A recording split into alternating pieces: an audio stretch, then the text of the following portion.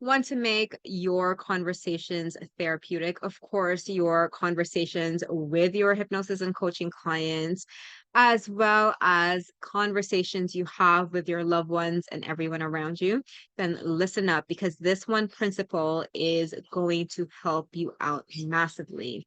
Now, before I start, I will talk about this one principle, and you're going to think this is way too freaking easy. Well, let me tell you, it is not. It is a simple principle, kind of like squats, right?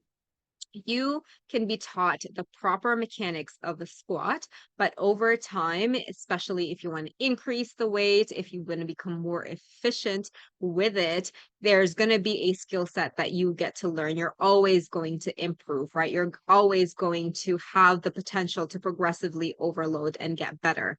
It is the same principle here. It is like learning a squat. You can always get better. You might start with a body weight squat and then with a light bar or dumbbells, the different types of squat, one-legged pistol squats. There are so many things that you can do with squats. The same thing with a principle that I am about to tell you. So when we have a conversation, what does that look like, right? If two people are having a conversation, one person talks and then the other person talks, right? And then the other person, like person A talks and then person B talks. This principle, especially if you would consider yourself person A because you are the first one asking your question and the client is person B.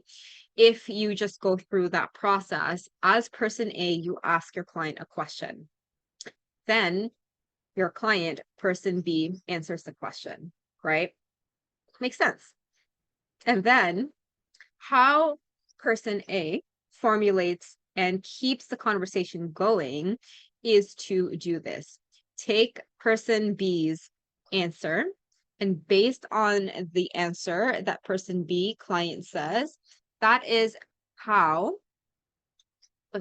person A is then going to ask their question. That is it. Therapist asks, what is the problem? Client answers.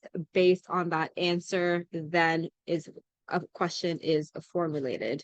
That is super simple, but let me tell you, everyone fucks this up at the beginning. Everyone, because this is a skill that has been unlearned through society, through conditioning, and also it's been unlearned, especially if you were trained in traditional hypnosis and even coaching. In hypnosis, you're asked to read scripts and all that bullshit, right? And even in NLP, you're asked to look at the switch techniques, and this is what you say to the client. You're not really listening to the client. And even in coaching, you have all of these standardized questions, and you ask one question after the other without really listening to what the clients are telling you. Those are the basics, right? Really, really good training companies help you to listen. But for the most part, a majority of trainings, unfortunately, don't focus on the skill. That's why in the NeuroSync hypnotic questioning course, this is the only thing we focus on. And this is exactly why we get breakthroughs within 4 to 5 questions in. And this is why this is something that you definitely need to invest in. And so I'll give you an example to make this more tangible. The client has an emotional eating food addiction problem, right? And they come to you, hey, John Doe, what is the problem? I have food addiction. I seem to not be able to stop thinking about food, and all I want is to eat all the donuts and chocolate. All right. Based on that, based on what John Doe has said, you are going to take the information that they said and what you're curious about to ask the next question. All right, so you prefer to eat the donuts and the chocolate. Tell me more about that. John Doe says, yes, I just feel this amazing rush. And when I'm stressed out, it makes all my problems disappear temporarily. That is the answer. Based on that, what are you curious about? Oh, so the chocolate and donuts melt your stress away. How does that work? Right? John Doe answers again, blah, blah, blah, blah, blah, blah, blah. again and again and again. That is it. This is why we do not need to prepare for our sessions inside our hypnotic questioning sessions, because the person in front of us, the client, is the script. The client in front of us is the technique. The questions we ask are really based on the responses that our clients give us. And isn't that more transformational in terms of client satisfaction? Every client that has experienced this method feels extremely connected to their therapist and open, because you are going to be the person who actually listens to them, who doesn't judge them, because you are there present.